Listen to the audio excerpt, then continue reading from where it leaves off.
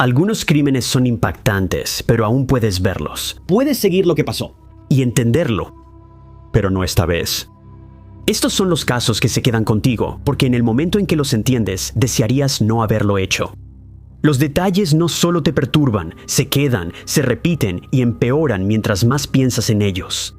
Y lo peor de todo es que nada de esto está exagerado. Esta noche vamos a ver 5 casos más de crímenes reales que son demasiado oscuros para Netflix. Para Lauren Phelps, la vida realmente acababa de comenzar cuando se casó con el amor de su vida, Matthew Phelps, en 2016. Ambos estaban profundamente involucrados en su iglesia bautista local, con Lauren como maestra de escuela dominical y Matthew como ministro de la iglesia. Pero en el otoño de 2017, sus vidas cambiarían para siempre. En medio de la noche, ocurrió un crimen de proporciones indescriptibles en la casa de los Phelps, un crimen que Lauren, lamentablemente, no lograría sobrevivir. Cuando Mateo llamó al 911 para reportar el crimen a los investigadores, las declaraciones que dio fueron inquietantes, confusas y nada parecidas a lo que los investigadores habrían esperado. Desafortunadamente, este es uno de esos casos en los que no tenemos mucho contexto previo. No estoy seguro si la familia de Lauren y Mateo quiso mantener su privacidad después del crimen, o si simplemente los reporteros no tuvieron muchas entrevistas con la familia. Pero la vida temprana de Lauren y Matthew es en gran parte un misterio. Curiosamente, la mayor parte de la información que he podido encontrar sobre la pareja proviene de Instagram, de todos los lugares. Pude descubrir que Lauren estuvo involucrada con una empresa conocida como Sensi.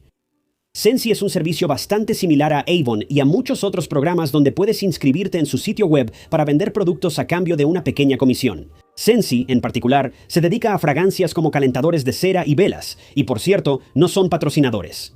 Por lo que puedo decir, Sensi parece que podría ser solo otro esquema piramidal, pero no sé lo suficiente sobre la empresa como para asegurarlo. Es solo la impresión que dan. Pero bueno, Lauren se asoció con Sensi en algún momento de 2015 o 2016 y parece que le estaba yendo bastante bien. Recibió algunos premios durante su tiempo trabajando para la empresa y todo parecía estar funcionando muy bien para ella. Hasta donde puedo decir, el trabajo que Lauren pudo hacer con Sensi le permitió mantener un estilo de vida en casa, mientras su novio y futuro esposo asistía a la escuela y recibía capacitación para convertirse en pastor en la iglesia bautista de la pareja. Parece que Lauren conoció a Mateo en algún momento a mediados de 2014. La primera vez que Lauren mencionó a Mateo en sus redes sociales fue en el otoño de ese año, y parecía que los dos se llevaron bien de inmediato, convirtiéndose oficialmente en pareja en noviembre de 2014. Mateo y Lauren parecían ser perfectos el uno para el otro, y todos los miembros de la familia de Lauren están de acuerdo, diciendo que los dos parecían destinados a estar juntos, ya que Mateo era un tipo muy honesto y de buenos valores. Parecía que para Lauren, por fin las estrellas se estaban alineando y había encontrado a la persona que había estado buscando todo este tiempo. Mateo permitía que Lauren fuera ella misma, y la amaba por eso. No sabemos si Lauren tenía alguna ambición de ir a la universidad o de una carrera a largo plazo, pero sabemos que una vez que conoció a Mateo, su vida empezó a cambiar para bien. Lauren se involucró aún más en su iglesia local, y cuando Mateo anunció que quería empezar a estudiar para convertirse en pastor, Lauren estuvo más que feliz de apoyarlo. Después de salir por casi 2 años, ellos se comprometieron el día de San Valentín de 2016 y se casarían más tarde ese mismo año. Según las redes sociales, los dos estaban más que felices juntos. De hecho, sus vidas parecían perfectas. Pero siempre tienes que recordar que las redes sociales solo muestran una pequeña parte de la vida real de las personas. Como resultó ser, apenas había comenzado su matrimonio, ya empezaba a desmoronarse. Según la familia de Lauren, a pesar de lo feliz que pudiera parecer Lauren, ella era infeliz, y la mayor parte de esa infelicidad provenía de su nuevo esposo, Mateo. Como resultó ser, Mateo no era en absoluto el hombre que decía ser.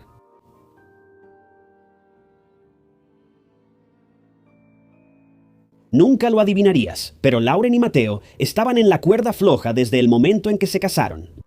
Estoy seguro de que la mayoría de nosotros ya sabemos que cuando te casas con alguien, normalmente combinas las finanzas. Sé que hay ciertas parejas que no hacen esto, pero la mayoría de las veces, las parejas comparten todo entre sí, incluyendo su dinero. Pero aquí es donde las cosas empezaron a causar problemas en la casa de los Phelps. Mira, cuando estaban solteros, todo iba muy bien entre Mateo y Lauren. Después de todo, cada uno tenía control sobre su propia vida y podían compartir solo lo que se sentían cómodos compartiendo entre ellos. Pero ahora que estaban casados, más o menos sentían la obligación de compartir cada pequeño detalle entre ellos. Y fue entonces cuando Lauren comenzó a hacer algunos descubrimientos sobre Mateo que nunca habría esperado. Después de vivir juntos por unos pocos meses, Lauren comenzó a darse cuenta de que Mateo tenía un serio problema con el dinero. No sabemos con certeza qué tan profundo es realmente el agujero, pero según la familia y los amigos de Lauren, Mateo gastaba como si fuera un miembro del Congreso. Pero en realidad, sus ingresos eran prácticamente nulos, al menos no eran nada comparados con la cantidad que gastaba. Es razonable suponer que Mateo probablemente tenía muchas deudas, pero no he podido confirmar esto con certeza, así que no lo tomen como un hecho. Pero según los allegados de Lauren, Mateo llevaba un estilo de vida que simplemente no era sostenible, lo vieras como lo vieras. Esto naturalmente causó serios problemas en la relación de la pareja y Lauren ya estaba al límite, apenas había comenzado su matrimonio. Lauren era conocida por ser una persona muy ingeniosa, honesta y cuidadosa con la forma en que llevaba su vida. Matthew, por otro lado, era un poco más revoltoso y descuidado. Lauren había hablado con él una y otra vez sobre la enorme cantidad de dinero que estaba gastando y Matthew parecía haber hecho todo lo posible por reducir sus gastos, pero simplemente no podía dejar ese hábito. Después de todo, para algunas personas, comprar cosas puede ser una adicción, incluso una forma de ocultar su dolor e incomodidad en varios aspectos de sus vidas. Y esto ciertamente parece haber sido cierto para Matthew. Matthew no estaba contento con su vida. En apariencia, él tenía todo: una esposa hermosa, un trabajo satisfactorio, un buen auto, todo lo que la mayoría de las personas aspiraría a tener.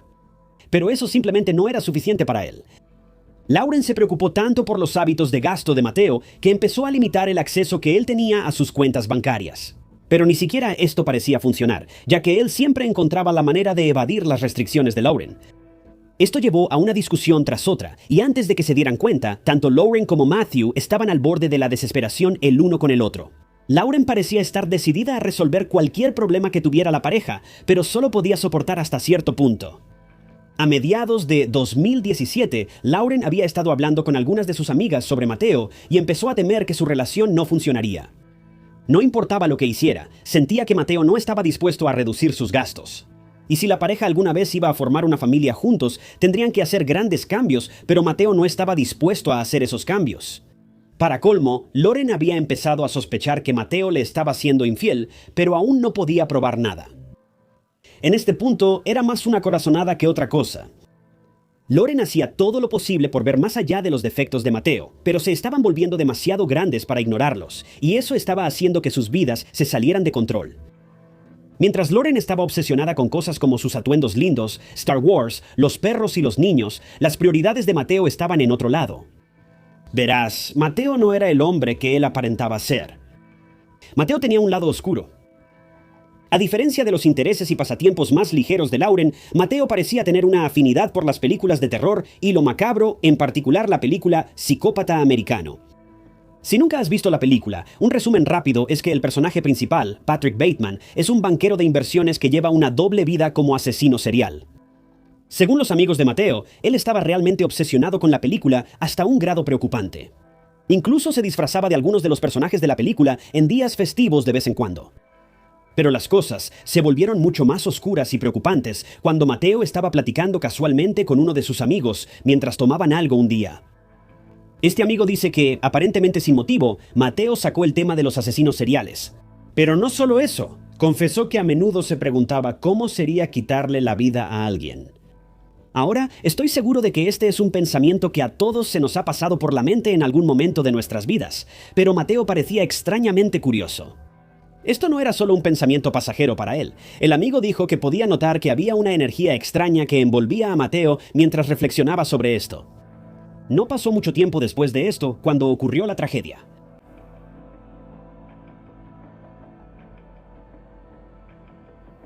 Era el 1 de septiembre de 2017. La pareja Phelps dormía plácidamente en su departamento y era, en todos los sentidos, una noche como cualquier otra. Los dos se habían acostado para pasar la noche y se fueron a la cama como siempre lo hacían, pero en algún momento de la madrugada, Mateo fue atormentado por sueños retorcidos de los que no podía librarse. De hecho, Mateo había revelado que le costaba dormir la mayoría de las noches. Esto lo llevó a recurrir a varios métodos para intentar descansar, muchas veces dependiendo de medicamentos de venta libre para poder dormir. Aunque hay algunos rumores de que también pudo haber consumido sustancias mucho más fuertes. Esa noche en particular, Mateo había tomado una dosis alta de jarabe para la tos, ya que había escuchado de un amigo que era la forma más fácil de quedarse dormido. Pero uno de los efectos secundarios de este medicamento es que puede causar sueños bastante extraños, y Mateo lo estaba experimentando de primera mano. Nunca reveló específicamente de qué trataban esos sueños locos, pero eran tan perturbadores que eventualmente se levantó de la cama para despejar su mente un poco, tratando de calmarse. Mientras se levantaba sigilosamente de la cama, Mateo se tambaleó hacia la puerta del dormitorio y encendió la luz. Pero cuando se giró para mirar la habitación, no podía creer lo que veía. Al principio pensó que todavía estaba soñando, pero rápidamente se dio cuenta de que no era un sueño, era la vida real. Cuando se dio la vuelta, Matthew encontró a Lauren tirada en el suelo, con todo el dormitorio cubierto de manchas rojas. En la cama notó un cuchillo, y cuando miró su ropa, se dio cuenta de que estaba cubierto de rojo de pies a cabeza. Sin saber qué hacer, Matthew hizo lo único sensato y llamó a la policía. Después de marcar al 911, Matthew le hizo una revelación realmente perturbadora al operador. Mientras hablaba con el operador del 911, explicó que había tenido una pesadilla terrible, pero cuando encendió las luces, encontró a su esposa en el suelo. Después de esto dijo, «Creo que maté a mi...» y luego se quedó en silencio. El despachador comenzó a preguntar desesperadamente cómo pudo haber sucedido algo así, pero todo lo que Matthew pudo hacer fue describir la escena del crimen. Estaba claramente en estado de shock por lo que había sucedido. Todo lo que pudo explicar fue que había tomado una gran cantidad de jarabe para la tos y luego despertó en la escena de un crimen. Cuando la llamada terminó, Matthew comenzó a sollozar, diciendo que su esposa no merecía esto. Pero el estado de shock de Matthew no duraría mucho tiempo. Cuando los investigadores llegaron más tarde a la escena del crimen para recolectar toda la evidencia posible, se dieron cuenta de que un aspecto en particular de la escena no tenía ningún sentido. Cuando llegaron para hablar con Matthew, se dieron cuenta de que estaba extrañamente limpio. Aunque le había dicho al operador que estaba cubierto de manchas rojas, vieron que estaba en bastante buen estado para alguien que acababa de despertar en una escena del crimen. A los detectives no les tomó nada de tiempo probar que Mateo, de hecho, se había limpiado mucho antes de la llamada al 911. Ahora, no sé tú, pero si yo despertara y encontrara a mi esposa en el piso de una recámara cubierta de evidencia de piso a techo, no creo que bañarme sería lo primero en lo que pensaría, y la policía se dio cuenta de esta pista de inmediato. Durante todo su interrogatorio y entrevistas con la policía, Mateo mantuvo su historia. Cada vez que le preguntaban, decía lo mismo. Tomó una dosis mucho mayor de medicina para la tos de la que debía y luego se fue a la cama y despertó en la escena de un crimen. La policía no tenía ninguna evidencia para probar lo contrario, aparte del hecho extraño de que se había limpiado antes de llamar al 911, pero esto no es un crimen de ninguna manera, solo es raro. Pero aunque Mateo inicialmente había mantenido su inocencia durante la investigación, pronto haría una confesión extraña que sorprendió a todos.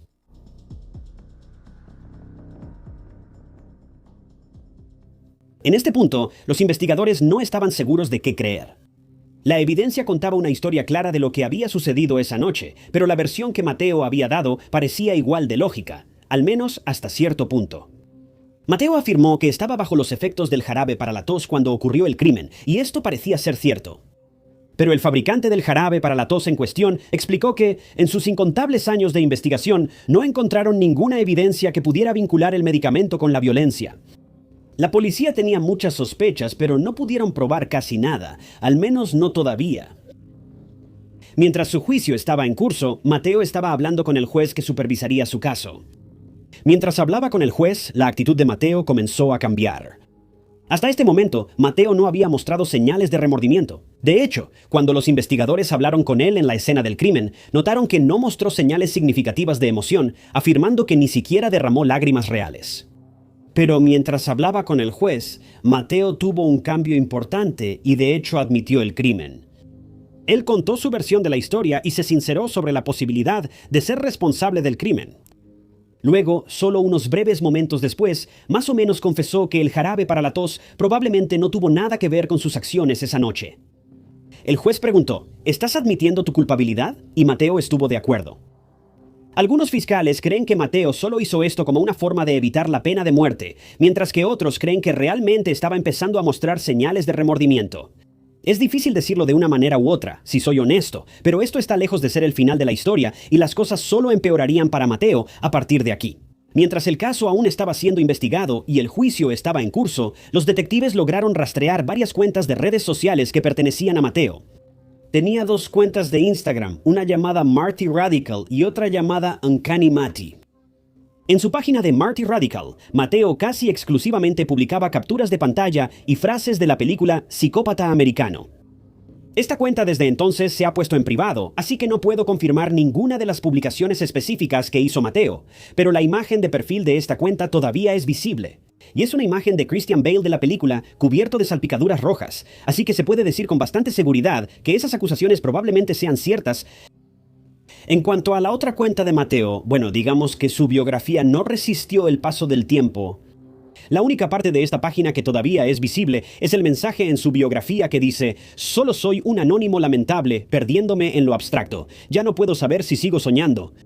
La policía ha hecho algunas hipótesis audaces, afirmando que Mateo estaba tan fascinado con American Psycho y tan frustrado con su esposa por tratar de controlar sus finanzas y amenazar con el divorcio que perdió el control. En un ataque de ira, afirmaron que él recreó una de sus escenas favoritas de American Psycho, infligiendo más de 120 heridas individuales a su esposa, y luego se tomó el tiempo de limpiarse antes de llamar a la policía. Aunque Matthew nunca admitió directamente todas estas acusaciones, no creo que sea descabellado suponer que los investigadores probablemente tienen razón en estas suposiciones. Después del crimen, la familia de Lauren ha hablado sobre el caso, y el padre de Lauren ha expresado arrepentimiento por las últimas semanas de la vida de Lauren. Mencionó que solo unas semanas antes de que su hija perdiera la vida, notó que su actitud había cambiado. Parecía paranoica, asustada y preocupada por algo. Se arrepiente de no haberle preguntado más al respecto, y cree que esto puede aludir a que el crimen de Mateo fue premeditado, y que Lauren pudo haber sentido que algo malo estaba por suceder. Para empeorar las cosas, Lauren también se enteró de que Mateo le había estado siendo infiel. La hermana de Lauren dice que habló con ella solo unas horas antes de que ocurriera el crimen y descubrió que Lauren y Mateo habían estado discutiendo sobre la supuesta aventura de Mateo después de que Lauren vio a su esposo saliendo a escondidas de la casa para estar con otra mujer.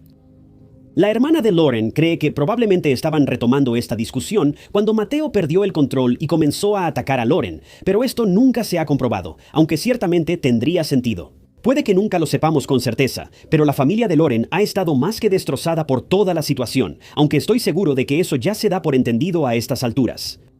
La madre de Lauren describe a Mateo como un maestro manipulador y también cree que el crimen fue premeditado durante meses antes de que ocurriera, aunque, siendo sincero, no he encontrado ninguna razón para creer que esto sea cierto. Según la madre de Lauren, la policía supuestamente le dijo que la mayoría de las heridas de Lauren también provenían de la parte trasera y tienen razones para creer que él la tiró al suelo, se sentó encima de ella y le causó la mayoría de las heridas mientras ella estaba indefensa contra él. En respuesta, el padre de Lauren dijo: «Pienso en eso todos los días, en qué hice mal, en lo que pasé por alto. Hasta el día de hoy, simplemente me arrepiento de no saber o de no haber estado atento y observando. Tomé todo tal como era».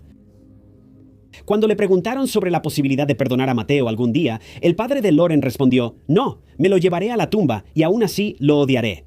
Al final, Mateo fue sentenciado a cadena perpetua sin posibilidad de libertad condicional.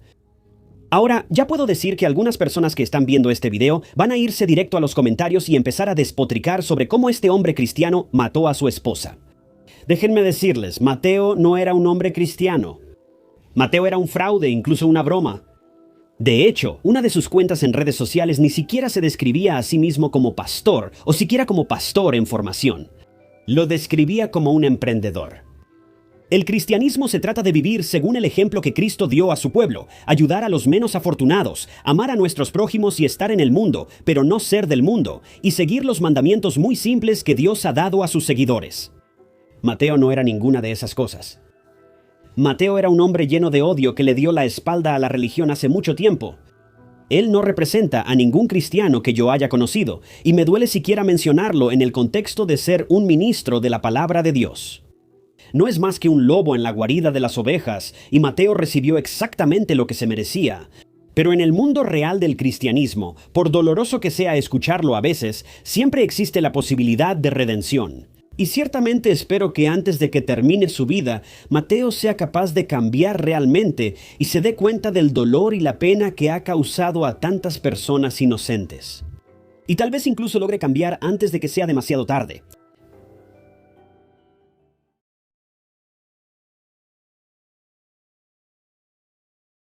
Holly Bobo era una joven de 20 años de Tennessee que estudiaba para ser enfermera. A mitad de sus estudios, Holly desapareció inesperadamente en abril de 2011. La última vez que alguien vio a Holly con vida fue cuando su hermano la vio en el garage de la familia, hablando con un hombre que parecía angustiado y aterrorizado. Este hombre no identificado secuestró a Holly y la obligó a entrar a un bosque cercano. Llamaron a la policía, pero ya era demasiado tarde. Cuando llegaron, el hombre ya se había ido.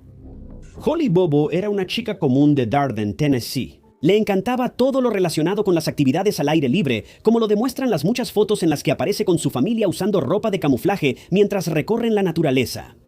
Pero Holly no era la mujer extrovertida que podía parecer por fuera. En realidad, era bastante tímida y reservada, pero sin duda tenía confianza en sí misma como persona.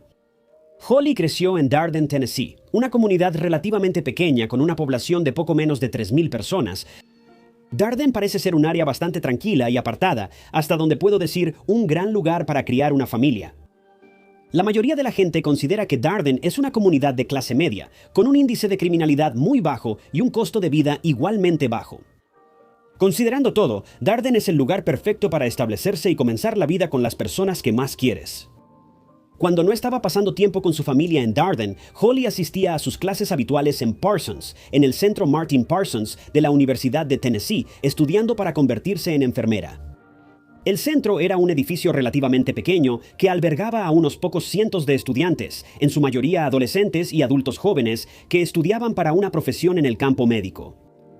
Podrías pensar en este campus como una especie de sucursal, por así decirlo. Por ejemplo, puedes ver grandes tiendas de ropa en ciudades importantes, como Kohl's, por ejemplo. Pero en pueblos más pequeños, puede que solo tengas acceso a una sucursal de Kohl's, que es más o menos solo una versión más pequeña de Kohl's con menos opciones. Bueno, eso es esencialmente lo que es el Centro Martin Parsons, solo una versión pequeña de la mucho más grande Universidad de Tennessee, que está a varias ciudades de distancia en Knoxville. A pesar de ser un pueblo pequeño con una gran comunidad universitaria, Parsons no era tan distinto de Dartmouth, ni por la ubicación ni por los servicios.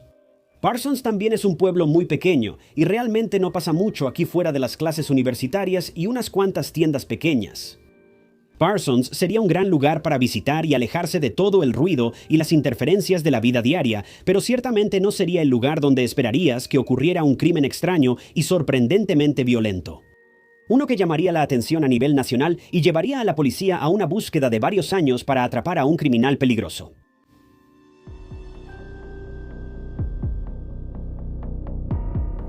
Era la mañana del 13 de abril de 2011.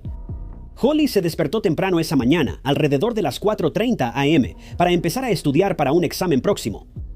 Todo transcurrió como se esperaba durante varias horas. Alrededor de las 7:30 a.m., Holly recibió una llamada de su novio Drew Scott, quien había pasado la mayor parte de la mañana cazando pavos en la propiedad de sus abuelos. Para ese momento, los padres de Holly ya se habían ido a trabajar y su hermano Clint estaba dormido en su habitación. Serían solo 12 minutos después, alrededor de las 7:45 a.m., cuando Holly haría su última llamada telefónica. Después de esto, cada llamada y mensaje que llegaba quedaría sin respuesta, dejando a la familia de Holly desesperadamente preguntándose qué pudo haber pasado. Solo minutos después de que Holly terminó la llamada con su novio, los vecinos reportaron haber escuchado gritos provenientes de la casa de los Bobo. El vecino, un joven que vivía con sus padres, llamó a su madre para contarle lo que había escuchado. La madre, a su vez, llamó a la madre de Holly para avisarle que algo andaba mal. Para ese momento, el hermano de Holly ya se había despertado por los ladridos y gruñidos de los perros de la familia, así que se levantó de un salto para ver qué estaba pasando. Al mirar por la ventana, informó que vio a Holly y a un hombre no identificado parados cerca del garaje de la familia. Mencionó que el hombre se parecía mucho a Drew, el novio de Holly. De hecho, al principio, creyó que el hombre era Drew. Dijo que parecía como si los dos estuvieran arrodillados mirándose el uno al otro. Estaban hablando entre sí, pero él no podía entender nada de lo que decían. Todo lo que sabía era que Holly sonaba increíblemente molesta, pero no decía mucho. El hombre era quien hablaba más. Lo único que el hermano de Holly pudo entender fue que, en un momento, Holly le respondió al hombre diciendo que no, y luego empezó a preguntarle por qué. En algún momento durante la discusión, el hermano de Holly, Clint, recibió una llamada de su madre. Clint le contó todo lo que había visto a su mamá, agregando que pensaba que Holly y Drew estaban terminando su relación en el garaje. En este punto, estaba claro que Clint no tenía idea de que Holly estaba en peligro. Pero fue entonces cuando la mamá de Holly le dijo a Clint, «Ese no es Drew». Entonces, la mamá de Clint le ordenó que le disparara al hombre, pero Clint no podía creerlo. Aunque no podía ver al hombre claramente, él estaba completamente convencido de que era el novio de Holly. Clint le respondió a su mamá suplicando, «¿Quieres que le dispare a Drew?». Parece probable que la mamá de Holly se frustró en ese momento porque colgó el teléfono y llamó a la policía. Pero como estaba llamando desde el teléfono de su trabajo, su llamada se conectó con los oficiales del condado equivocado, desperdiciando tiempo valioso y, en última instancia, dándole al hombre no identificado aún más tiempo para ocultar la situación. Para cuando Clint fue informado de todo esto y volvió a mirar por la ventana, los dos ya habían salido del garaje y se dirigían hacia el bosque cercano. Fue en ese momento cuando Clint finalmente se dio cuenta por sí mismo de que ese hombre no era Drew. Era mucho más grande que Drew, pero Clint aún no podía verlo bien. Clint intentó llamar al teléfono de Holly en ese momento, pero obviamente ella no contestó. También intentó llamar a Drew, pero Drew no contestaba. Para ese momento, la mamá de Holly llamó a Clint una vez más, diciendo que no tenía suerte contactando a la policía. Ella le pidió a Clint que llamara a la policía en su lugar, y entonces Clint tomó su arma y salió, y fue ahí cuando encontró manchas rojas cerca del garaje que, presumiblemente, pertenecían a Holly. Fue en ese momento cuando él aceptó llamar a la policía. A los investigadores les tomaría alrededor de 10 minutos llegar a la casa de los Bobo, y para ese momento, Holly y el sospechoso ya se habían ido hacía mucho. La policía registró el área, pero no encontraron nada que los llevara ni a Holly ni al criminal. La policía solicitó los registros telefónicos del celular de Holly y pronto comenzaron a usar los datos de GPS de su dispositivo para localizar su última ubicación conocida. Rápidamente determinaron que su celular había viajado por el bosque cerca de su casa, tal como Clint había sugerido. El movimiento se detuvo cerca de la Interestatal 40, luego volvió a activarse, regresando en la dirección de donde el dispositivo había venido originalmente. Se enviaron detectives a investigar la sección del bosque donde el movimiento del teléfono se había detenido, pero no encontraron nada. El área no parecía haber sido alterada recientemente, y no había señales de Holly. Desafortunadamente, esto dejó a los oficiales en un callejón sin salida cuando el caso llegó a su primer obstáculo. Pero los equipos de búsqueda estaban a punto de descubrir montones de pruebas relacionadas con el caso de Holly. Después de que encontraron las pertenencias personales de Holly, que habían sido esparcidas por todo el pueblo, casi como si el sospechoso estuviera burlándose de la familia y de los habitantes.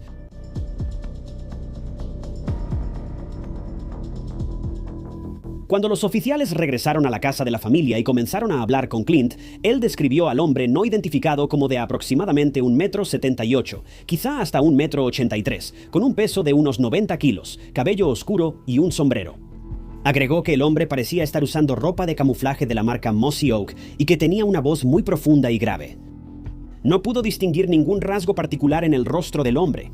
Y considerando que Parsons era un pueblo bastante rural, lleno de cazadores y personas que disfrutaban de actividades al aire libre, la descripción que Clint le dio a la policía básicamente describía a todos los hombres que vivían en un radio de 30 millas. Se enviaron equipos de búsqueda por todo el pueblo para buscar cualquier pista o posible testigo que hubiera visto algo. A los investigadores no les tomó mucho tiempo encontrar varias piezas de evidencia esparcidas por todo el pueblo. Mientras la policía patrullaba la zona, encontraron varios objetos que pertenecían a Holly abandonados por todo el pueblo.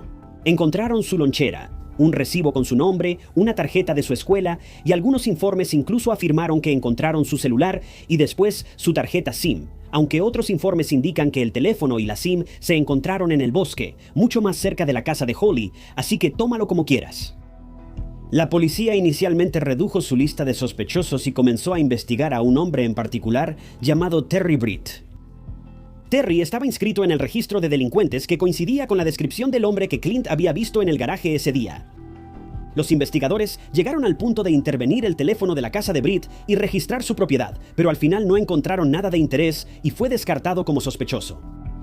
No sería sino hasta 3 años después, en 2014, que el caso vería algún avance. Cazadores de ginseng iban por el bosque cerca de la autopista Interestatal 40 cuando se toparon con una escena del crimen como nada que hubieran podido imaginar. La policía fue llamada a la escena y lamentablemente revelaron que habían encontrado los restos parciales de Holly Bobo. Ella estaba a unos 32 kilómetros de Darthet. Cuando los investigadores hablaron con el dueño de la propiedad, él reveló que no era raro que los locales cazaran en la zona sin permiso. Así que no les sorprendió demasiado que los cazadores e investigadores lograran encontrarla ahí todos estos años después. Al investigar la escena del crimen, la policía reveló que había huesos esparcidos por toda el área, pero que probablemente Holly perdió la vida tras recibir un solo disparo en la cabeza. Fue en este momento cuando la policía reveló que ya habían identificado a su principal sospechoso, pero como resultó, llevaban investigando al hombre por lo menos 6 meses antes de este descubrimiento. Pero lo que hace que todo sea increíblemente extraño es que él era solo uno de 6 hombres que se creía que tenían conexiones con el caso de Holly, y eso es solo la punta del iceberg.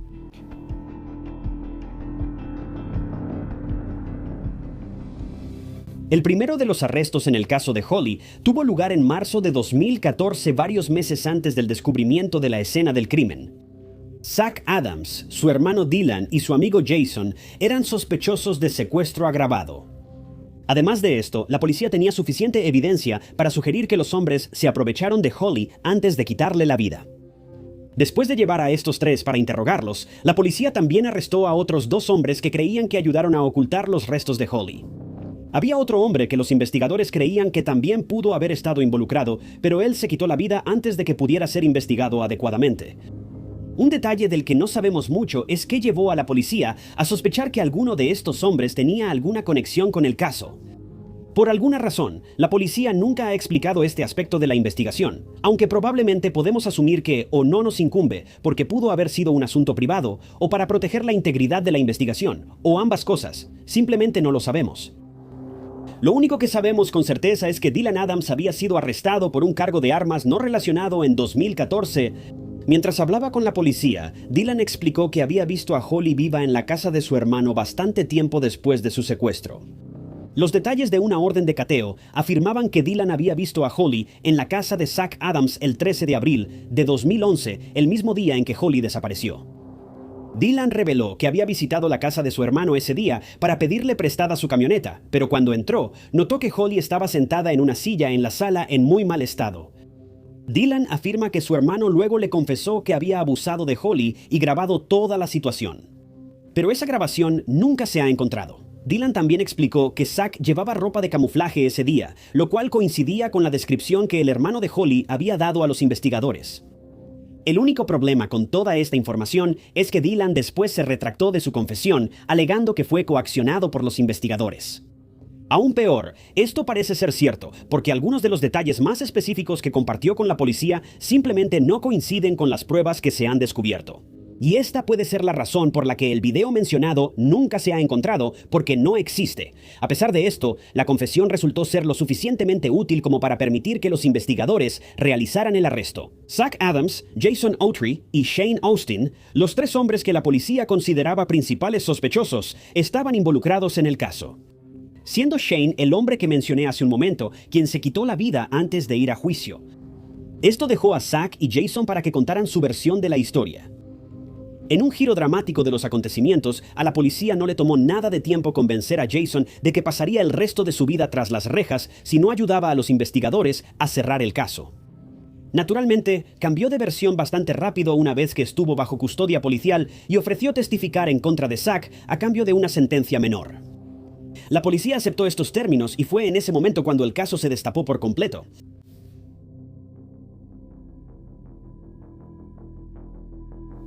En los meses previos al juicio, un abogado de Shane Austin, el hombre que se quitó la vida, habló en contra de la policía que investigaba el caso y anunció que los detectives no tenían ninguna prueba en contra de Shane. Él afirma que la policía estaba siguiendo teorías, rumores y chismes en lugar de pruebas reales. Él afirma que continuamente amenazaron a Shane, haciéndole creer que lo iban a culpar por un crimen que no cometió. Su abogado afirma que esta es la razón por la que Shane se quitó la vida y su familia responsabiliza a la policía por su fallecimiento. No se ha mencionado ninguna demanda que pueda presentarse, pero creo que es seguro decir que eventualmente llegarán tarde o temprano. Pero para septiembre de 2017, Zach Adams fue llevado a juicio. Durante su juicio, se alegó que Clint, el hermano de Holly, en realidad conocía a sus atacantes. Jason, el hombre que aceptó testificar contra Zach, afirma que él, Zach y Dylan habían visitado la casa de los Bobo ese día para enseñarle a Clint cómo hacer sustancias ilegales. En algún momento durante este proceso, Holly se enteró y comenzó a alterarse, saliendo de la casa mientras gritaba. Estos habrían sido los gritos que el vecino escuchó inicialmente, lo que llevó a que llamaran a la policía poco después. Esto habría explicado por qué Clint estaba tan reacio a actuar cuando se hizo dolorosamente evidente que su hermana estaba en problemas, porque conocía a los atacantes y de lo que eran capaces. Una vez que Holly comenzó a gritar e intentar huir de la casa, los hombres supuestamente la agarraron y la secuestraron para mantenerla callada. Después la llevaron a un granero donde abusaron de ella y le quitaron la vida. El único problema con estas acusaciones es que Clint afirma que no son ciertas, y no hay pruebas reales que sugieran que las cosas ocurrieron de una manera u otra. Así que, al final, nos vemos obligados a tomarlas como nada más que rumores y habladurías falsas. Tanto Jason como Dylan dieron versiones contradictorias sobre lo que ocurrió el día que Holly desapareció. La versión más precisa de la historia que he podido recopilar sugiere que, después de lo que haya ocurrido en la casa de Holly ese día, Holly fue llevada al granero mencionado anteriormente. Zach, Dylan y Jason estuvieron involucrados de alguna manera, siendo Zach el cerebro detrás de la operación. Zach finalmente intentó quitarle la vida a Holly. Luego la envolvió en una alfombra, la puso en la parte trasera de su camioneta y la llevó al bosque cerca de la Interestatal 40. Pero una vez que el trío llegó al bosque, se dieron cuenta de que Holly seguía viva. Esto fue lo que llevó a que le dispararan una sola vez en la parte trasera de la cabeza. Esta arma fue encontrada más tarde abandonada en un cuerpo de agua, libre de cualquier huella dactilar o ADN. Antes de su juicio, la novia de Zach habló en su contra, afirmando que él había admitido el crimen y que haría lo mismo con ella si le contaba algo a alguien. Supuestamente, Zach también había amenazado a su hermano Dylan con la misma consecuencia si hablaba con alguien sobre el caso. Al final, Zach fue declarado culpable de todos los cargos. Fue sentenciado a cadena perpetua, mientras que Dylan, su hermano, recibió 50 años, de los cuales deberá cumplir 35 antes de que se considere la libertad condicional. Jason, por otro lado, no parece haber tenido un papel activo en el crimen, aparte de ayudar a los dos hermanos a borrar sus huellas. Por su participación en el juicio y la condena, parece que se le permitió irse como un hombre libre. Ahora, necesito reiterar que la historia del secuestro de Holly y su posterior fallecimiento no ha sido completamente probada. Hubo tantas mentiras y rumores circulando durante el juicio que es difícil entender la situación. La historia que compartí sobre las consecuencias de los eventos que llevaron a que Holly fuera abandonada en el bosque es simplemente la versión que tiene más sentido según las pruebas que se han encontrado. Al final, hay mucho más en esta historia que no pude compartir aquí porque tomaría literalmente horas cubrir cada aspecto de la investigación y los arrestos. Así que te insto, si estás interesado, a que investigues este caso por tu cuenta y saques tus propias conclusiones. Lo único que sabemos con certeza es que, por una razón u otra, Holly fue arrebatada de este mundo demasiado pronto, por dos hermanos sádicos y malvados que no tenían nada mejor que hacer con su tiempo que causar estragos en un pequeño pueblo y atormentar a una joven que solo quería vivir su vida en paz. La trágica muerte de Holly ha dejado una cicatriz permanente en un pueblo por lo demás hermoso, y su memoria no será olvidada pronto.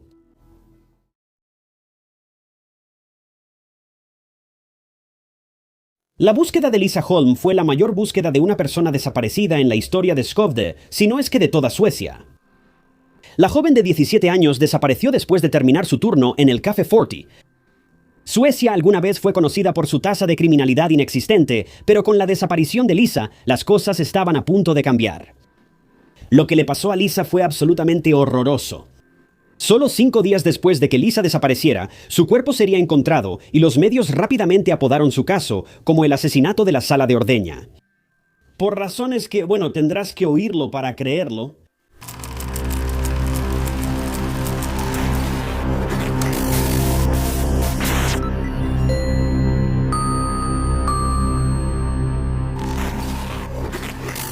Bienvenido a Historias de Crímenes Reales. Si eres nuevo aquí, soy tu anfitrión Ty Knotts y publico nuevos documentales de crímenes reales cada semana. Así que si te gusta ese tipo de cosas, y seamos honestos, si estás viendo este video, probablemente sí. Asegúrate de darle al botón de suscribirte. No cuesta nada y solo te mantiene al tanto de todos mis futuros videos. Lisa Holm nació en Skövde, Inglaterra. Lisa siempre había sido aficionada a viajar y quería irse a estudiar a Australia. Y la definían como una persona amable, vivaz, positiva y cariñosa. Era muy servicial con los demás y le encantaba la idea de ser independiente. Por eso, cuando Lisa era solo una adolescente, empezó a trabajar en varios empleos de medio tiempo para ganar algo de dinero. Unas semanas antes de los eventos del caso de hoy, Lisa había conseguido un trabajo en una cafetería en Blomberg. La cafetería estaba a unos 40 minutos de su casa y uno de sus padres llevaba y recogía a Lisa del trabajo todos los días. Como era la primera vez que Lisa trabajaba tan lejos de casa, sus padres querían ser quienes la dejaran y la recogieran para su propia tranquilidad. Pero el 7 de junio de 2015 apenas habían pasado unas semanas desde que Lisa había empezado a trabajar en la cafetería y ella ya se sentía segura de poder ir sola al trabajo. Pero trágicamente, el primer día que Lisa obtuvo su independencia sería también el último.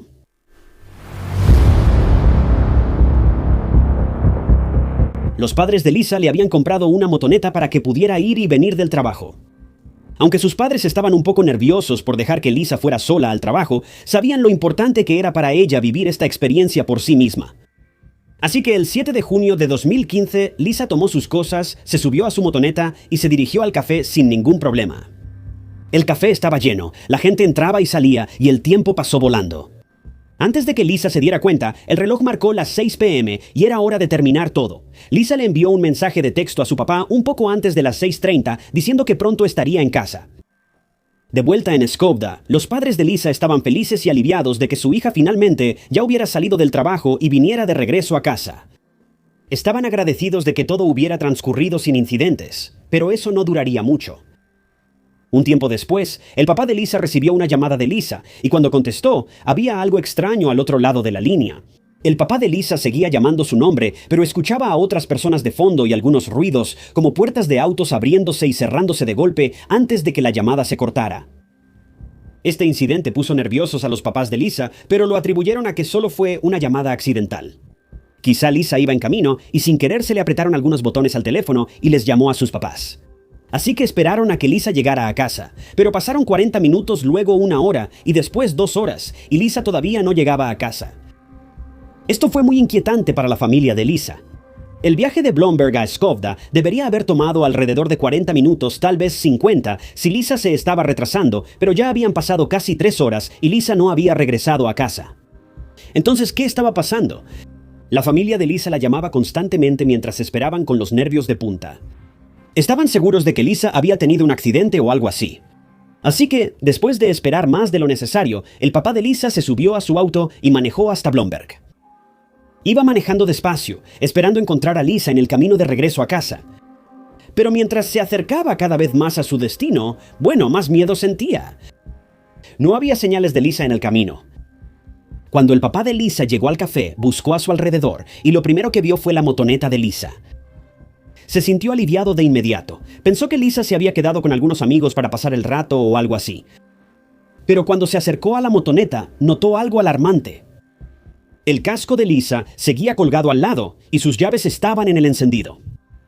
¿Por qué Lisa dejaría sus llaves y la motoneta desatendidas así, a menos que la motoneta hubiera sido abandonada? Su papá buscó un poco más, y cuando no pudo encontrar a Lisa por ningún lado, llamó a la policía alrededor de las 10:00 p.m. y reportó la desaparición de Lisa Holm, de 17 años.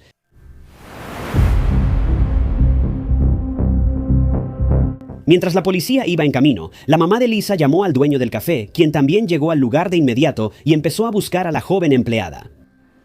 El dueño del café declaró que sus empleados terminaban su turno a las 6 p.m. Y ahora ya habían pasado casi 4 horas y Lisa no aparecía por ningún lado y su motoneta parecía estar abandonada. No es que la motoneta no funcionara o se hubiera descompuesto, de hecho funcionaba como una máquina bien aceitada y nadie podía entender por qué Lisa abandonaría voluntariamente su vehículo para irse a otro lugar. Cuando llegó la policía, de inmediato llegaron a la conclusión de que probablemente Lisa había sido secuestrada, lo cual era algo raro en Suecia. Pero tenían que considerar todas las posibilidades en la desaparición de esta joven. El café donde trabajaba Lisa estaba ubicado en un pequeño pueblo y era un lugar apartado, pero no era precisamente un foco de criminalidad, era un lugar tranquilo y pacífico. La policía comenzó su búsqueda en las áreas cercanas y perros de búsqueda ayudaron en ese proceso. Fueron de puerta en puerta preguntando si alguien había visto a Lisa e incluso revisaron las áreas vecinas que pudieran destacar o parecer sospechosas de alguna manera. También le preguntaron a la gente si habían visto o escuchado algo extraño, pero hasta ese momento no había nada. Lisa simplemente se había esfumado y nadie podía encontrarla. Como ya se estaba haciendo muy tarde, casi las 11 de la noche en ese momento, la policía decidió pausar la búsqueda hasta la mañana siguiente.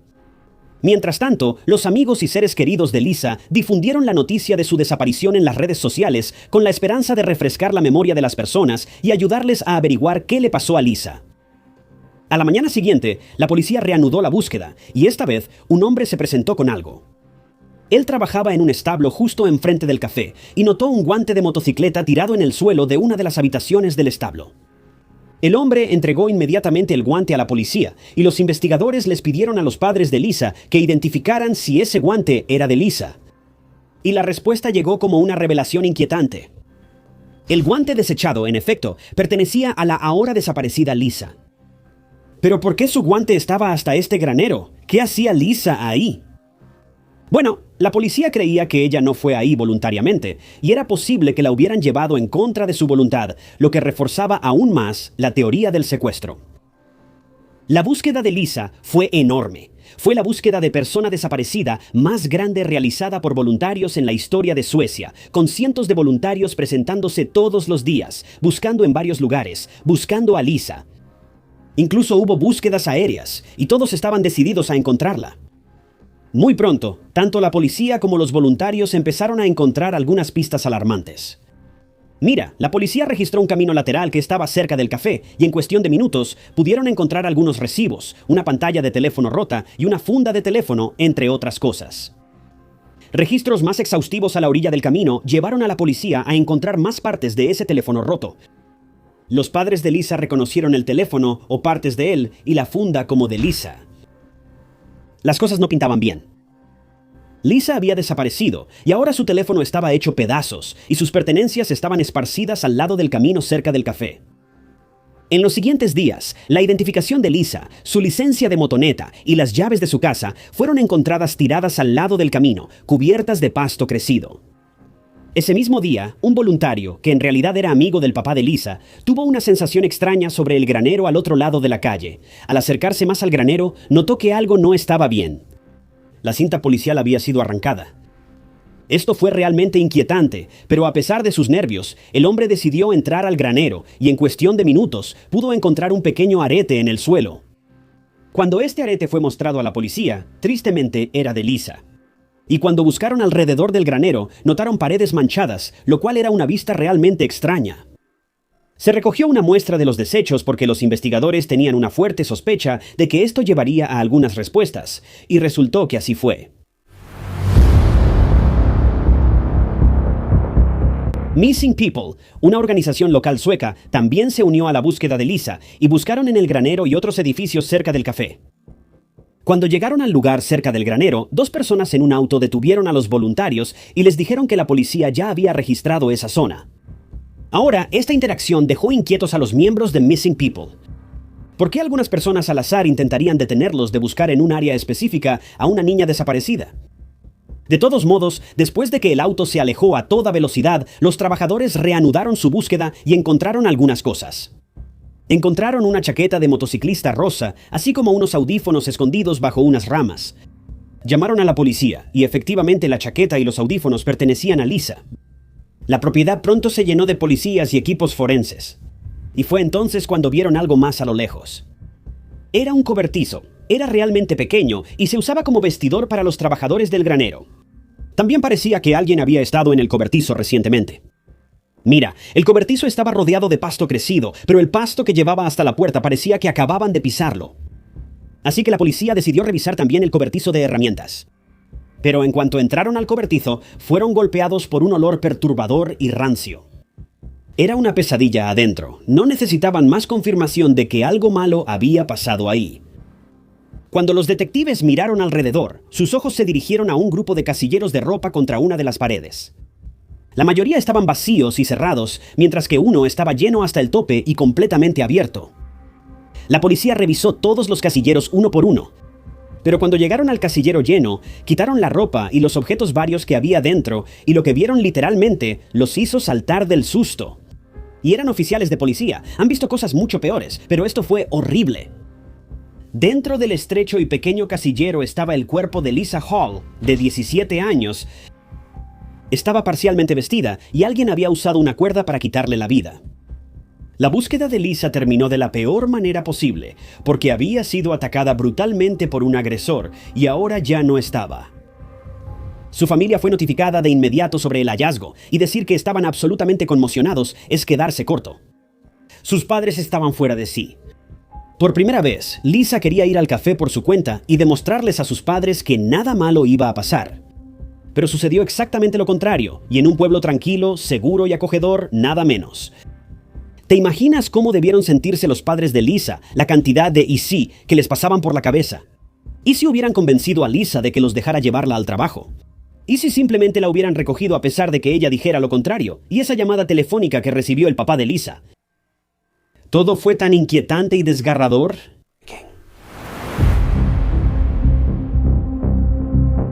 Ahora que el cuerpo de Lisa había sido encontrado, la policía tenía que atrapar al responsable. Por suerte, la policía pudo obtener muestras de ADN del cuerpo de Lisa, así como del interior del cobertizo, y todo fue enviado para su análisis. Mientras tanto, la policía quería investigar a los dos hombres que se cruzaron con los voluntarios de Missing People en el granero, los que dijeron que esa zona ya había sido registrada por la policía. Bueno, después de un poco de indagación e insistencia, la policía logró descubrir quiénes eran estas personas. Eran originarios de Lituania, Narius de 35 años y su hermano. De hecho, ni siquiera hablaban sueco, se comunicaban en inglés, que era el mismo idioma en el que los hombres se comunicaban con los voluntarios. Curiosamente, los dos hermanos trabajaban en el mismo granero que estaba justo al otro lado de la calle del café donde trabajaba Lisa.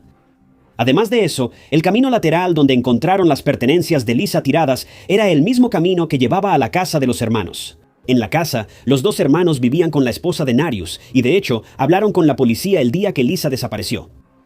El hecho de que hablaran inglés llamó la atención de la policía. Otra mujer se presentó y dijo que un hombre que no hablaba sueco se le acercó en un auto y le pidió indicaciones en inglés. Él quería que la mujer se sentara en el auto por un minuto para que pudiera ingresar la ubicación en su GPS, pero obviamente la mujer no se subió a su auto y simplemente se alejó. Todas estas situaciones llamaron la atención de la policía, así que querían hablar rápidamente con estas personas. Cuando hablaron con Narius y su esposa, ellos se apresuraron a defenderse. Narius dijo que él estaba en casa al mismo tiempo que Lisa desapareció, y su esposa, su única coartada real, estaba en la cocina preparando la cena. Mientras tanto, su hermano menor estaba en casa en su computadora. Obviamente, la policía no creyó esta historia porque pensaban que simplemente se estaban cubriendo entre ellos y no había manera de saber si sus historias eran verdaderas o no. De todas formas, la policía tomó muestras de ADN de las tres personas, pero como no tenían pruebas contundentes en su contra, quedaron en libertad. Bueno, no fue por mucho tiempo porque llegaron los resultados de ADN del cobertizo de trabajo y coincidían con alguien. Mira, había muchas manchas en las paredes donde se encontró el cuerpo de Lisa, y para disgusto de todos, era ADN masculino. Pero eso ni siquiera es la peor parte. Mira, el cobertizo tenía un pequeño espacio con una ventana que daba al café donde trabajaba Lisa, y la mayor parte del ADN masculino se encontró en esa pared cerca de esa ventana. No creo que necesite entrar en detalles sobre lo que esto sugiere, pero el ADN encontrado en el cobertizo de trabajo coincidía con el de Narius. Así que, por lo que parece, Narius era un pervertido y algo así como un mirón. Básicamente espiaba a las empleadas, incluyendo a Lisa, desde la ventana del cobertizo frente al café. ¿Y recuerdas esos rastros de desechos humanos que encontraron en el granero? Bueno, ¿eso también fue cosa de Narius? La policía y los expertos en la escena del crimen también teorizaron que el perpetrador probablemente experimentó una descarga de adrenalina durante o después de cometer el crimen y no tuvo control sobre sus funciones corporales, por lo que se hizo encima. La prueba definitiva se encontró en otra habitación contigua en el granero. Se usaba como sala de ordeña para vacas, y dentro encontraron la misma cuerda que se utilizó para asesinar a Lisa, así como el ADN de Lisa y Narius, por toda la habitación y en la tubería a la que la cuerda había estado atada previamente. Cuando se registró la habitación de Narius tras el hallazgo de todas estas pruebas incriminatorias, los detectives encontraron mechones de cabello rubio que coincidían con los de Lisa. Narius había sido atrapado, pero él y su esposa seguían aferrados firmemente a su versión de los hechos. Ellos insistieron en que alguien estaba tratando de incriminar a Narius y que él no tenía nada que ver con lo que le sucedió a Lisa. Eso cambió cuando la policía habló con el hermano menor de Narius y él se convirtió en la perdición de Narius. Verás, el hermano menor no pudo seguir mintiéndole a la policía y admitió que en realidad Narius no estaba en casa cuando Lisa desapareció. Y según su esposa, e incluso al principio su hermano menor, Narius estaba en casa entre las 6 y las 8 de la noche del 7 de junio de 2015, y solo salió después de las 8 de la noche para ir a una gasolinera local a comprar algo de comida. Bueno, esta vez el hermano menor de Narius tenía una historia completamente diferente. Dijo que Narius básicamente obligó a su hermano a decirle a todos que él estaba en casa entre las 6 y las 8 de la noche, y cuando le preguntó dónde estaba realmente Narius, su hermano empezó a contarle todo. Dijo que Narius había desaparecido durante buena parte de la tarde-noche y que en realidad regresó a casa alrededor de las 7:30 o cerca de las 8 de la noche de ese día. Su aspecto era desaliñado, su ropa estaba sucia como si se hubiera revolcado en la tierra, e inmediatamente se quitó la ropa y la puso en la lavadora, lo cual era un comportamiento inusual porque Narius nunca lavaba su ropa de inmediato. Normalmente solo la echaba en el cesto de la ropa sucia. Para empeorar las cosas, cuando la policía revisó los dispositivos electrónicos de Narius, encontraron algo muy perturbador. Narius frecuentaba sitios web para adultos y veía videos para adultos realmente cuestionables que rozaban lo ilegal. Aunque no había pruebas definitivas de que Narius hubiera agredido sexualmente a Lisa durante el ataque, se especula que él disfrutaba al ver a las personas sufrir y sentir dolor. Y así, tras estos hallazgos, Narius fue arrestado por el asesinato de Lisa y estaba esperando su juicio.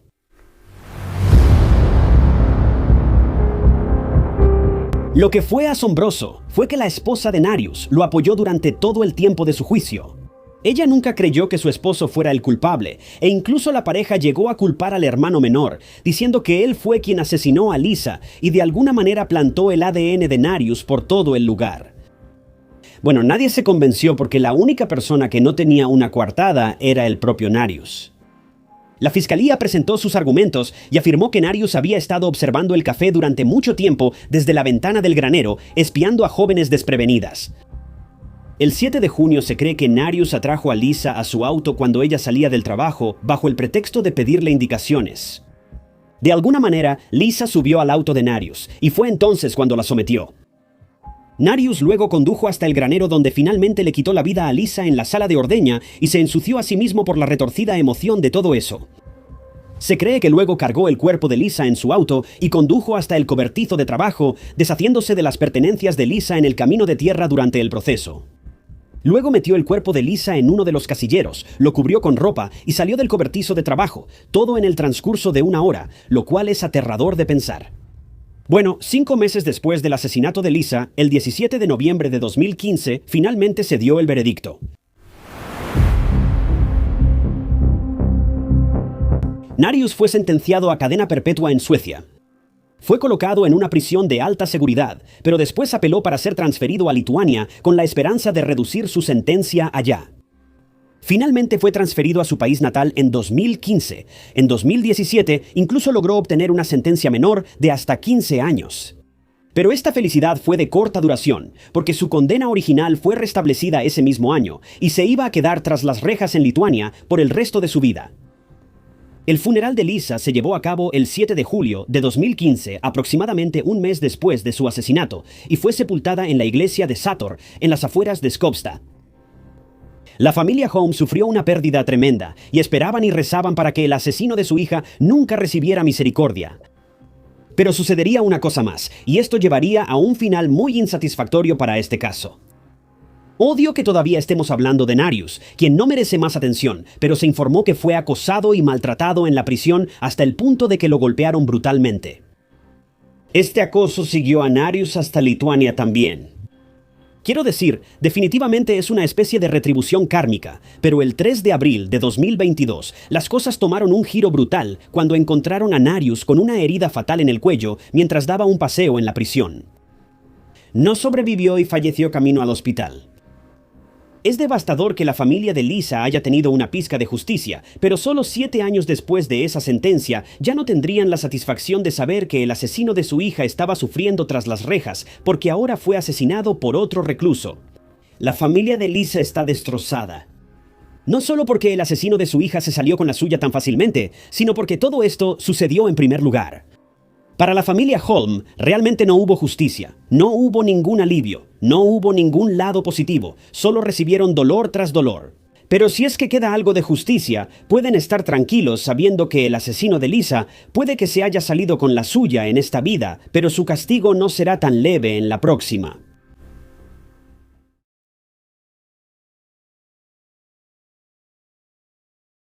Muchos jóvenes se han mudado a Los Ángeles con sueños de hacerse un nombre en el cine, a pesar de que las posibilidades de que esos planes se hagan realidad son muy bajas. Quienes tienen éxito normalmente disfrutan de una carrera próspera y satisfactoria, pero quienes fracasan se ven obligados a regresar a sus ciudades natales o siguen intentándolo con la esperanza de que algún día tendrán su gran oportunidad. Juliana Reddy, de 21 años, era una de esas actrices aspirantes que se mudó de Arizona a Santa Mónica en 2005, pero su historia tendría un final trágico, con muchos giros inesperados en el camino.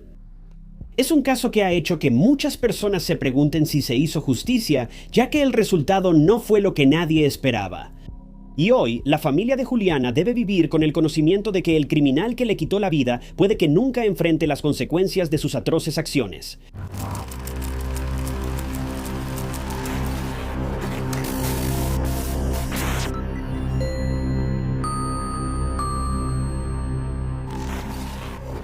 Juliana creció en Tucson, Arizona, donde asistió a South Point Catholic High School.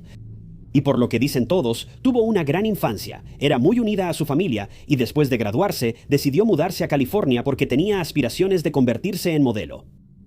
Pero su verdadera ambición era tener su propio negocio algún día, y le dijo a sus padres, Patricia y Greg, que le gustaría abrir una boutique en el futuro. Después de llegar a Los Ángeles, se mantuvo en contacto con su familia de manera regular. A menudo llamaba a sus padres para ponerse al día y contarles cómo iban sus planes. También se enviaban mensajes de texto con frecuencia y en ocasiones ella hacía el viaje de regreso a Tucson para visitarlos. Para 2008, vivía sola en un bungalow en Santa Mónica mientras estudiaba en Santa Mónica College. Para ganar dinero extra, trabajaba como anfitriona en un restaurante mientras buscaba oportunidades en el modelaje o la actuación. Por el momento, Juliana parecía estar contenta con su situación. Pero todo eso cambiaría el 16 de marzo de ese año, cuando Patricia se dio cuenta de que no podía contactar a su hija. Lo que se sabe es que Juliana jugó una ronda de golf el 15 de marzo, después de lo cual regresó a su bungalow y decidió pasar la noche en casa, viendo la televisión, específicamente repeticiones de Seinfeld. La noche siguiente, Patricia se preocupó cada vez más cuando recibió una llamada de los vecinos de Juliana, quienes le informaron que no la habían visto en todo el día y que su perro fue visto dentro de su bungalow, pero el lugar parecía completamente desierto. Patricia marcó su número repetidamente con la esperanza de que contestara, pero nunca lo hizo, y tampoco devolvió ninguna de las llamadas de su madre.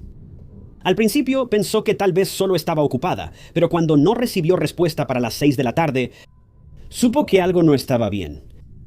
Fue entonces cuando decidió que era momento de llamar a la policía.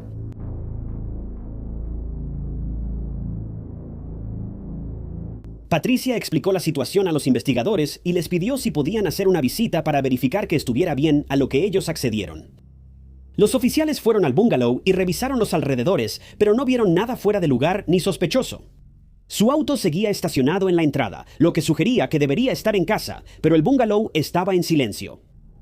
Pero cuando entraron al edificio, supieron que algo extraño había sucedido. Notaron una vela encendida en la entrada principal del bungalow y de inmediato detectaron el olor a gas natural, que luego descubrieron que provenía de la estufa de gas que se había quedado encendida, pero el quemador no estaba prendido, lo que significaba que toda la habitación era ahora prácticamente una bomba de tiempo. Luego hicieron un descubrimiento aún más inquietante. Después de buscar por toda la casa, entraron al dormitorio trasero y ahí encontraron a Juliana. Desafortunadamente, ya no estaba con vida. A los detectives no les tomó nada de tiempo darse cuenta de que había sido estrangulada, pero también era obvio que había luchado bastante contra su atacante. Por todas las señales, parecía que había ocurrido una pelea violenta en todo el departamento. Esta teoría se confirmó cuando se reveló que el ADN de Juliana estaba presente debajo de sus propias uñas, lo que sugiere que intentaba quitar las manos de su atacante de su garganta. Había muy pocas pistas sobre quién había terminado con su vida, pero lo que sí era seguro es que quien entró al departamento tenía planes de borrar sus huellas haciendo explotar el departamento. Esperaban que el gas que salía de la estufa reaccionara con la vela encendida, creando así una explosión que habría eliminado muchas pruebas en la escena. Se cree que, gracias a la antigüedad del edificio, el gas nunca tuvo oportunidad de acumularse lo suficiente como para causar una explosión. Y poco después, los investigadores empezaron a reconstruir lo que creían que había sucedido en los momentos previos a la muerte de Juliana. Creían que alguien entró al bungalow alrededor de las 10:00 p.m. la noche del 15 de marzo. Después de entrar, atacaron a Juliana y en algún momento le causaron heridas en la cabeza al golpearla contra el piso. Como fue un ataque prolongado, los investigadores creían que su agresor no esperaba que ella se defendiera tanto y al final tuvo que recurrir a la estrangulación.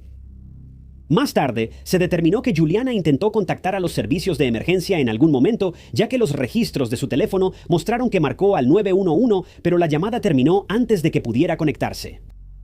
Los vecinos, quienes contactaron a Patricia, le dijeron a los oficiales que escucharon sonidos de muebles moviéndose y a alguien gritando alrededor de las 9:53 de la noche anterior, pero agregaron que no habían visto a nadie sospechoso dentro o alrededor del edificio.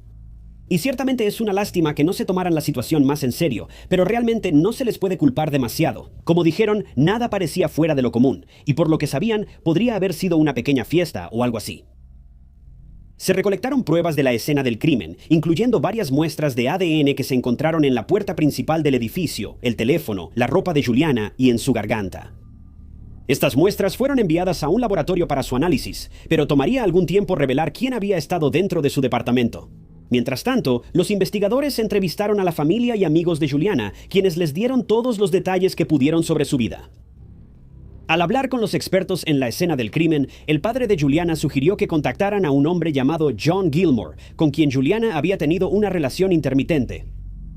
Agregó que estaba preocupado por Juliana cuando se enteró de que estaban saliendo, ya que Gilmore era conocido por tener un temperamento violento, lo cual se hizo aún más evidente cuando en una ocasión pateó la puerta de su auto y también se metió a la fuerza en su departamento. Cuando los investigadores escucharon esta noticia, sintieron que por fin habían encontrado la pista que estaban esperando.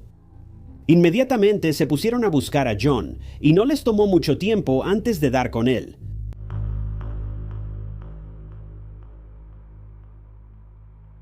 Cuando entrevistaron a John Gilmore, declaró que había ido a la casa de Juliana esa mañana de domingo, pero que nadie le respondió en la puerta, a pesar de que su auto estaba estacionado en la entrada.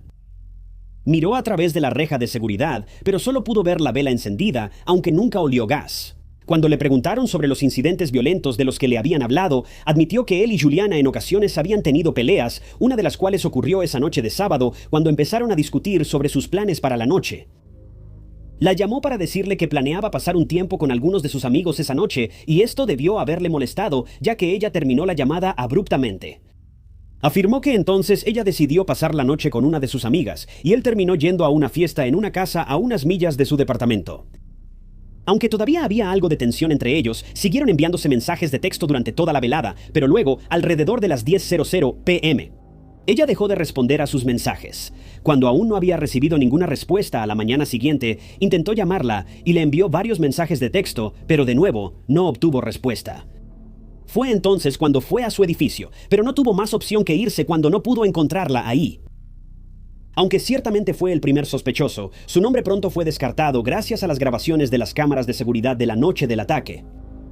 Las grabaciones de las cámaras de seguridad lo mostraron visitando una tienda de conveniencia y un restaurante Jack in the Box.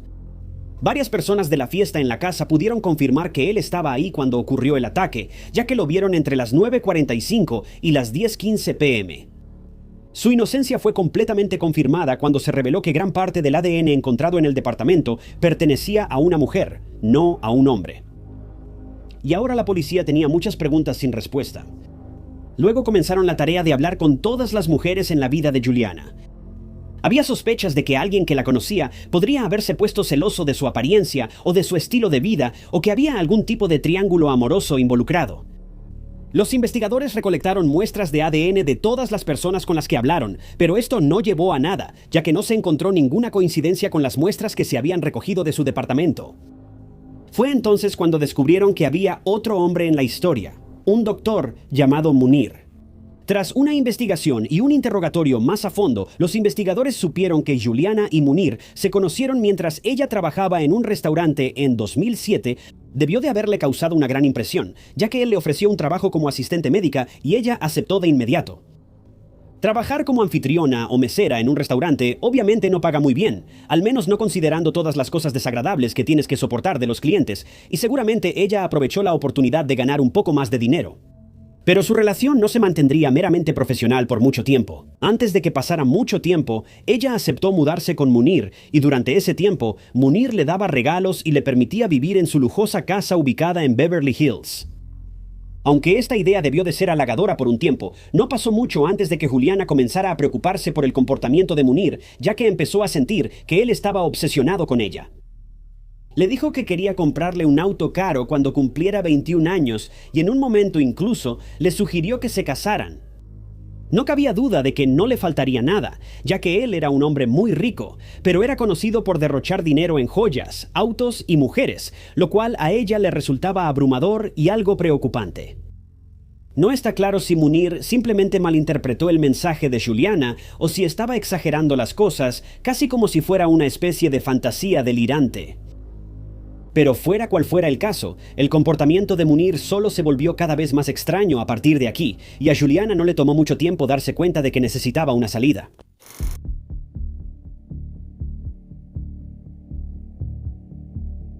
Juliana finalmente entró en razón y decidió que necesitaba terminar la relación con Munir, después de lo cual se mudó al bungalow en Santa Mónica, el cual estaba siendo pagado por su padre. La pareja se separó en buenos términos e incluso siguieron en contacto, lo cual es un poco sorprendente. Una de las amigas de Juliana revelaría más tarde que ella, Juliana y Munir viajaron a Las Vegas en una ocasión para celebrar el cumpleaños de su amiga. Pero no todo era lo que parecía, ya que su padre empezó a investigar el pasado de Munir y lo que encontró fue realmente sorprendente. Descubrió que Munir no solo estaba casado en el momento de su supuesta relación con Juliana, sino que tenía 3 hijos que vivían en Líbano. Estaba seguro de que la familia de Munir no sabía nada sobre Juliana ni sobre ninguna de las otras mujeres con las que lo habían visto, así que le contó a su hija lo que había descubierto. Ella se sorprendió y se molestó por la noticia y de inmediato le dijo que ya no quería verlo. E incluso le dijo que nunca volviera a hablarle, lo cual probablemente fue lo correcto. Aunque Juliana y Munir ya no se llevaban bien, su padre, Greg, que era farmacéutico, seguía en contacto con Munir, ya que habían estado trabajando juntos en un trato de negocios. Pero nunca se concretó, ya que el trato se vino abajo después de que Greg se preocupara de que Munir estuviera manejando su negocio de manera algo ilegal. La evidencia rápidamente comenzaba a acumularse en contra de este hombre, y pronto quedó claro que simplemente no era el hombre que decía ser. A los investigadores les pareció extraño que Juliana perdiera la vida apenas una semana después de que este trato saliera mal, y pronto empezaron a sospechar que Munir sabía mucho más de lo que estaba diciendo. Pero ten en cuenta que su ADN no fue encontrado en la escena del crimen. No pudieron entrevistarlo en ese momento, ya que había salido del país, imagínate, pero decidieron empezar a investigar su pasado mientras tanto. Como se sabía que tenía un historial algo turbio con las mujeres, empezaron a investigar a las mujeres que habían trabajado para él en el pasado. Tenían la sospecha de que el ADN femenino encontrado en la escena del crimen podría estar de alguna manera relacionado con Munir, pero no tenían pruebas para confirmar esas sospechas. La mayoría de sus exempleadas ya no tenían contacto con él o no conocían a Juliana. Pero cuando investigaron la relación entre él y una mujer de 47 años llamada Kelly Sue Park, empezaron a sospechar aún más. Él le había hecho varios pagos sustanciales que sumaban más de $1 millón en solo 18 meses. Ella había estado involucrada en varios de sus negocios en el pasado mientras trabajaba como agente de bienes raíces. Aunque no estaban completamente seguros de que Park estuviera relacionada con el ataque a Juliana, decidieron seguirla con la esperanza de poder obtener una muestra de ADN sin que ella lo supiera. Si ella estaba de alguna manera relacionada con el crimen, pudo haber alertado a Munir sobre el hecho de que las autoridades querían obtener su ADN, y por eso se decidió que esto debía hacerse sin levantar ninguna sospecha. Su paciencia finalmente dio frutos cuando pudieron recoger una de sus colillas de cigarro desechadas y la enviaron para ser analizada. Poco tiempo después, los investigadores fueron informados de que finalmente habían logrado un avance en el caso, ya que se descubrió que el ADN de Park coincidía perfectamente con las muestras recolectadas del bungalow de Juliana. Ahora no había duda de que Park estuvo presente cuando se llevó a cabo el ataque y había muchas posibilidades de que Munir estuviera involucrado de alguna manera, aunque él aún no había regresado a Estados Unidos y por eso todavía no podía ser interrogado. Obviamente, Park fue detenido e inmediatamente acusado del delito contra Juliana. Se cree que Munir se enteró de su arresto solo unos días después, ya que de repente desapareció sin dejar rastro, aunque se piensa que en ese momento probablemente estaba en algún lugar del Líbano, posiblemente para evitar ser localizado por la policía. El único problema era que el motivo del crimen contra Juliana aún no estaba claro. Se sugirió que Munir no tomó bien que su relación llegara a su fin, o que se molestó cuando su trato de negocios con el padre de ella fracasó. Así que se teorizó que él había contratado a Park para llevar a cabo el ataque como represalia. Una de las teorías más aceptadas era que Munir le había ordenado a Park intimidar a Greg para que aceptara el trato en el que estaban trabajando y que como parte de esta intimidación ella debía hacerle una visita poco amistosa a Juliana en su departamento.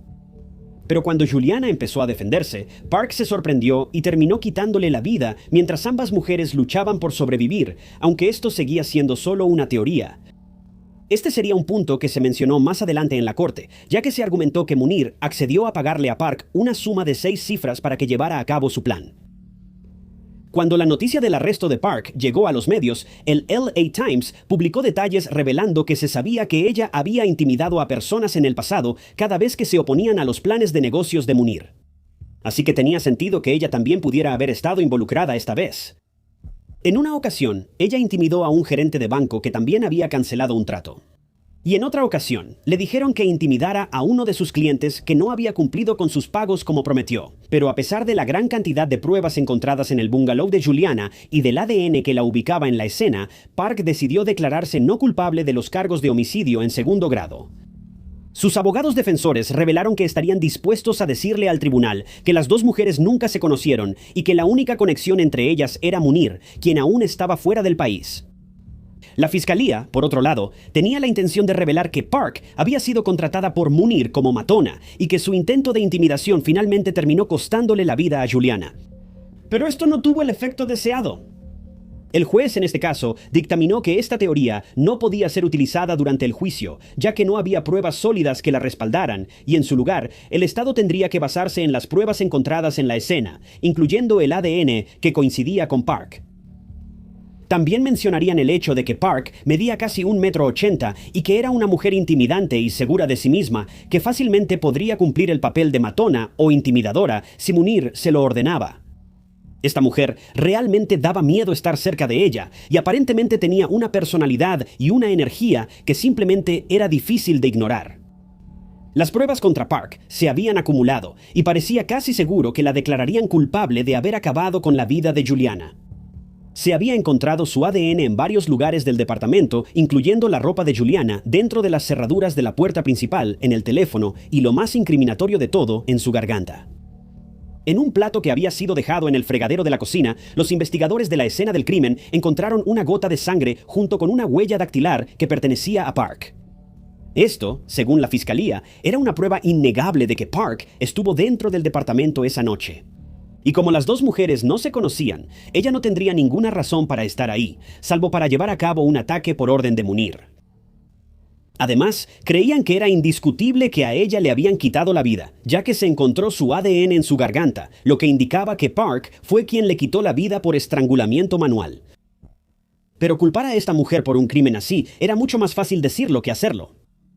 Ella no iba a rendirse sin pelear, muy parecido a la noche en que se encontró con Juliana en su departamento. Su equipo de defensa tenía más de un truco bajo la manga y estaban dispuestos a hacer todo lo posible para sacar a Park del problema.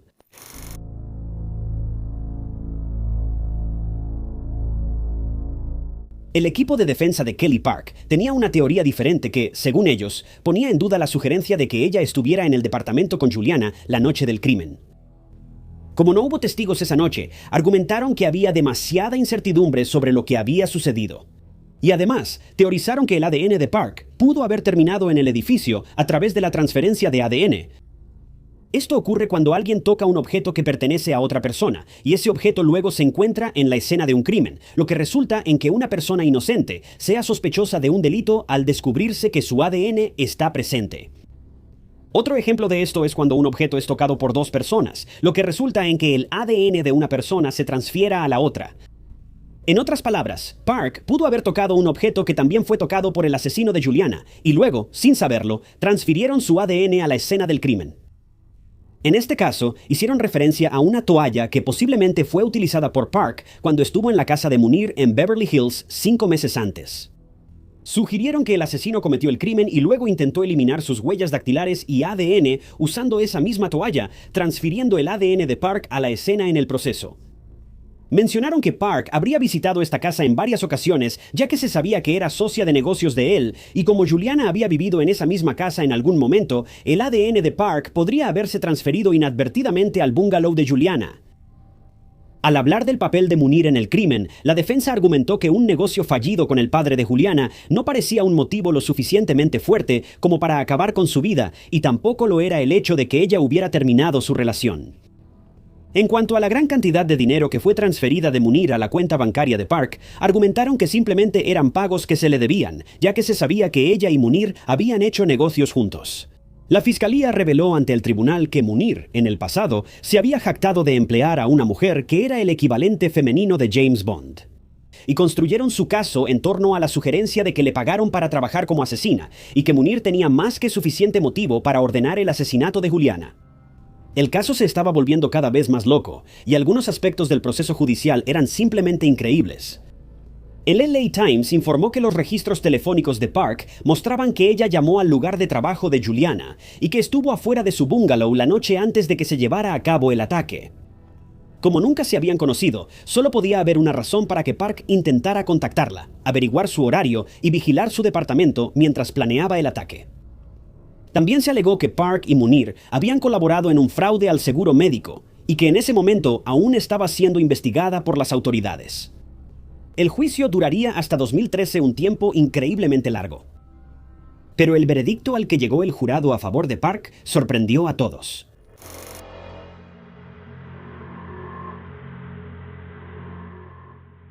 Después de que se llevaron a cabo todos los procedimientos judiciales, el jurado declaró a Kelly Sue Park no culpable.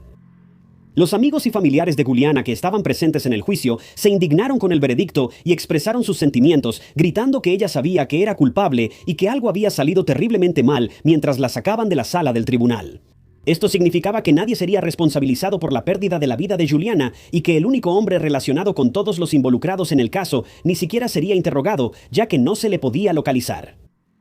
Este veredicto, por todas las razones dolorosamente obvias, debió de tener un efecto devastador en su familia, que solo comentó el resultado a través de una declaración escrita en la que expresaron su tristeza y conmoción por el hecho de que nunca se hizo justicia. Aún peor, Líbano no tiene un tratado de extradición con Estados Unidos, y el país hace todo lo posible por proteger a sus propios ciudadanos, lo que significa que mientras Munir permanezca ahí, nunca enfrentará la justicia por sus actos. Les parecía increíble que la enorme cantidad de pruebas en contra de Park y Munir no fuera suficiente para que los condenaran.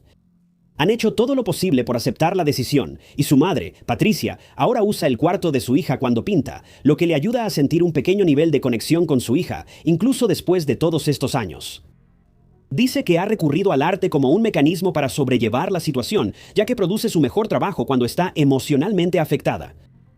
A veces, siente que ella y Greg, junto con su hijo Patrick, todavía están atrapados en 2008 cuando ocurrió el ataque, ya que aún les cuesta creer que Park y Munir se hayan ido sin castigo. Pero, afortunadamente, ha encontrado un nuevo significado en su vida, ya que recuerda a su hija a través de su arte, y después de superar el cáncer de mama, comenzó a buscar los aspectos positivos de cualquier obstáculo que enfrenta. En cuanto a Munir, se cree que se reunió con su verdadera familia en Líbano después de huir de Estados Unidos, y hoy en día sigue manteniendo que es inocente en el asunto. Nunca ha sido acusado ni siquiera interrogado. Fue arrestado en Alemania en 2015 cuando se sospechaba que estaba cometiendo fraude médico, pero nunca se llegó a nada con eso. Se alega que permitió que un asistente médico que nunca asistió a la escuela de medicina realizara cirugías, cuando a sus pacientes se les aseguró que él sería quien realizaría las operaciones. Más de 20 de sus pacientes han salido a denunciar que han quedado con daños permanentes como resultado. Por razones desconocidas, fue liberado y luego viajó a Líbano una vez más, donde nuevamente fue sospechoso de cometer fraude médico. Park también fue arrestada en 2015 en el caso de Alemania, cuando se descubrió que estaba involucrada. Fue acusada de conspiración, mentir a los pacientes, desfigurar a los pacientes y realizar cirugías mal hechas, además de estafar a las compañías de seguros por $150 millones. Finalmente fue liberada bajo fianza de $1.5 millones y una vez más logró escapar de las manos de la policía. El caso de Juliana es uno sin final feliz y sin respuestas fáciles. Su familia hizo todo lo posible por protegerla de Munir cuando se hizo evidente que él llevaba una doble vida. Pero al final, él se fue sin recibir ni siquiera una palmada en la muñeca. Algunos pueden considerar que este es un caso sin resolver, pero creo que todos sabemos la verdad aquí. A veces, el sistema de justicia simplemente falla a quienes confían en que el debido proceso prevalecerá, sin importar la cantidad de pruebas sólidas que se presenten. Solo nos queda esperar que se aprendan lecciones de este caso y que fracasos similares no se vuelvan algo común en el futuro.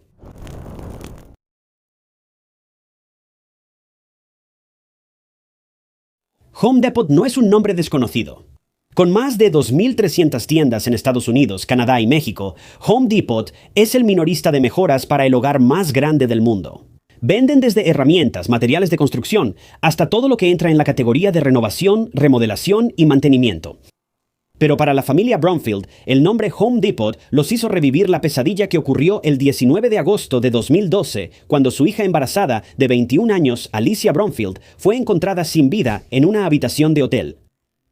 El desgarrador caso de Alicia Bromfield pudo haberse evitado porque Alicia hizo todo lo correcto para detener un ciclo de tormento, pero aún así perdió la vida, y no solo eso, también la vida de su bebé por nacer, todo por culpa de una persona obsesiva.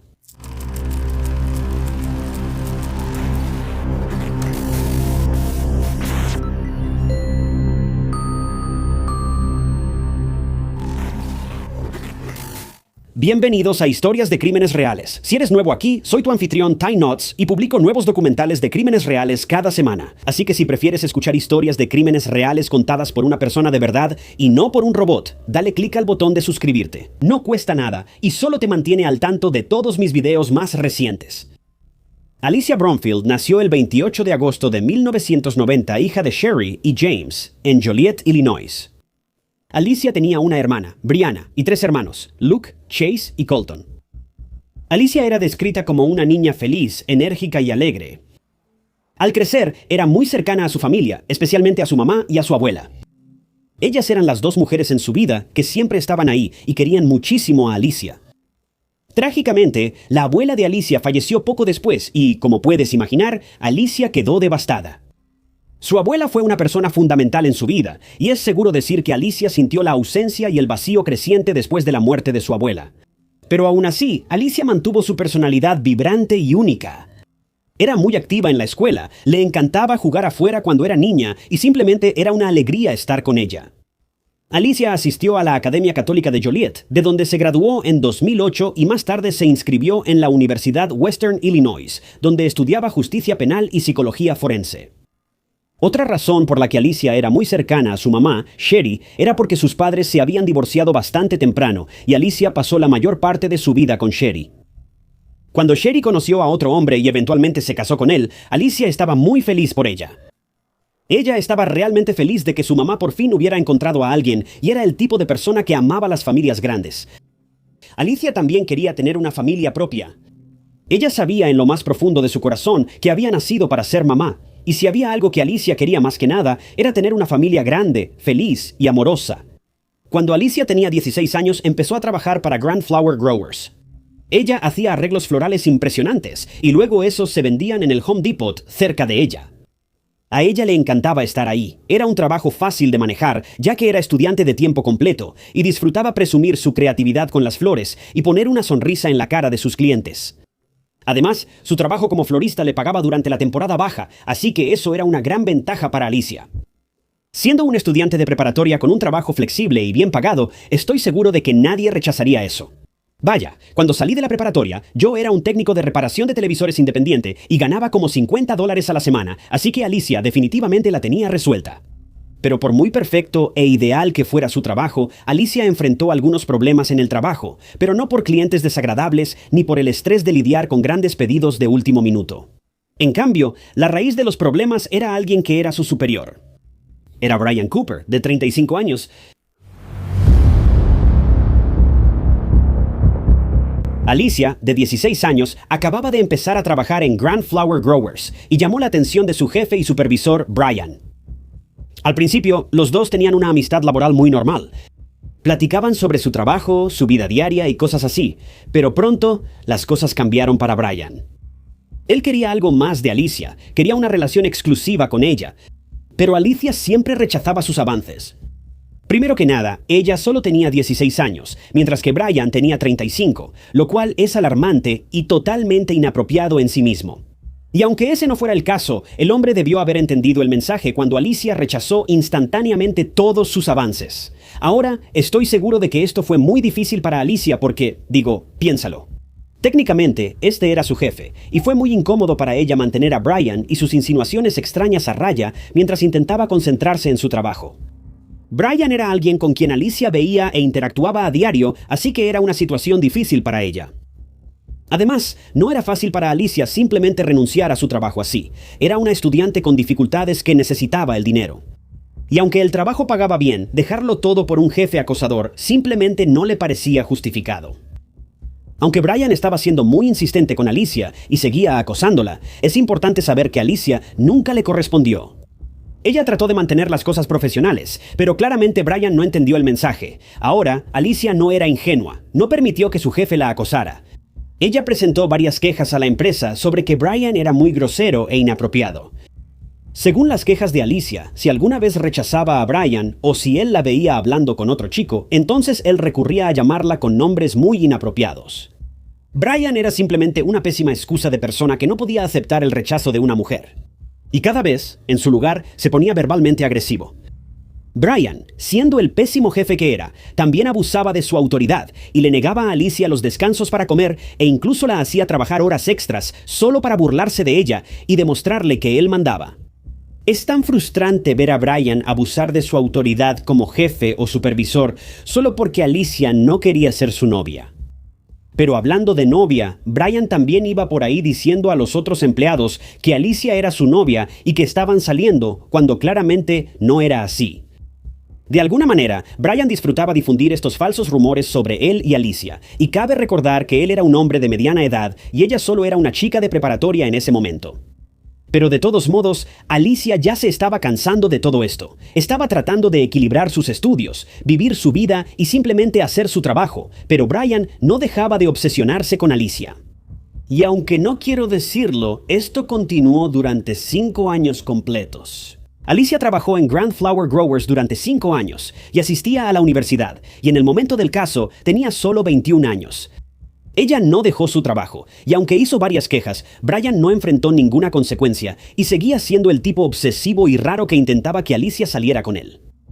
Alicia realmente pensó que su fascinación por ella se desvanecería, pero claramente eso no estaba pasando. De hecho, las cosas solo se intensificaron y empeoraron. Pero a principios de 2012, Alicia recibió una noticia agradable e inesperada. Estaba embarazada. Ahora, afortunadamente, el padre no era Brian, sino un chico que iba a la misma universidad que Alicia, pero él decidió no involucrarse en la vida del niño. Aunque Alicia estaba triste porque el papá del bebé no quería estar en sus vidas, eso no le impidió saltar de alegría al enterarse de su embarazo. Alicia estaba muy emocionada de convertirse en mamá, y ahora dejar su trabajo estaba fuera de cuestión porque, aunque la noticia de su embarazo era maravillosa, ahora necesitaba dinero y mucho para mantenerse a sí misma, a su bebé por nacer y sin mencionar la universidad. Meses después, Alicia se enteró de que esperaba una niña e incluso ya le había puesto el nombre de Ava Lucille. Alicia tenía una conexión innegable con Ava, como estoy seguro que la mayoría de las futuras madres tienen. Y solo estaba contando los días para conocer a la nueva versión mini de sí misma. Pero Alicia fue sacada de su feliz trance de embarazo por nada menos que Brian. Él no se echó para atrás ni siquiera después de saber que Alicia estaba embarazada. De hecho, estaba más mandón que nunca. Y aunque Alicia estaba embarazada y tenía que ir a citas médicas y hacerse ultrasonidos, Brian siempre la hacía trabajar horas extra, le cambiaba los turnos de manera inesperada e incluso llegaba a amenazarla con despedirla si faltaba un solo día al trabajo. Todo ese tiempo, él seguía insinuándose, y todos los rechazos de Alicia caían en oídos sordos. Brian incluso llegó al extremo de obligar a Alicia a hacerle mandados, lo que incluía pasear a su perro. Si Alicia decía que no, entonces Brian la amenazaba con despedirla. Brian sabía cómo doblegar a Alicia a su voluntad. Él se aprovechó de su desesperación porque Alicia necesitaba el dinero más que nunca, y no podía renunciar a su trabajo cuando le faltaban solo unos meses para dar a luz. Como las quejas contra Brian no llegaban a nada, Brian se volvía cada vez más implacable y estaba seguro de que haría que Alicia hiciera lo que él quisiera sin meterse en problemas. Lo único que la alta dirección hizo contra Brian fue pedirle que se fuera temprano del trabajo para que no tuviera tanta interacción con Alicia, y le pidieron que asistiera a cursos de control de ira, cosa que obviamente no hizo. Alicia estaba tan cansada de este comportamiento que incluso se lo confió a su mamá, y Alicia hizo todo lo correcto. Ella no dejó su trabajo por Brian, pero presentó quejas contra él ante la alta dirección, y pensó que ellos se tomarían todo esto en serio. Pero tristemente, ese no fue el caso. Pasemos a agosto de 2012, Brian se acercó a Alicia y le exigió que lo acompañara a la boda de su hermana. Supongo que necesitaba un acompañante, y qué mejor manera de atormentar a Alicia que obligarla a ir. Ahora, por supuesto, Alicia no quería ir con él y simplemente le dijo que no. ¿Pero qué hizo Brian? ¿La dejó en paz? Bueno, claro que no. La amenazó una vez más, y si no hacía lo que le decía, entonces la despediría. Esta amenaza inmediatamente acorraló a Alicia. Esta era una situación de vida o muerte para ella.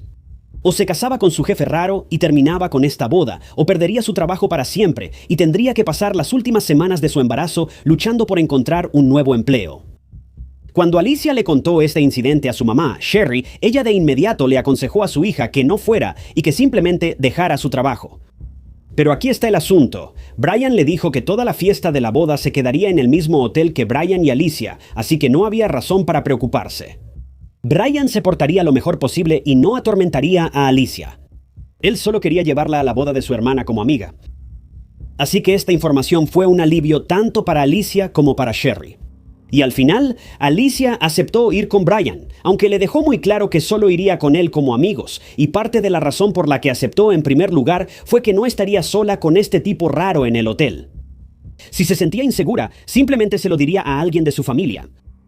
Brian estaba extasiado cuando Alicia aceptó, y el 18 de agosto el dúo partió hacia Wisconsin para la boda.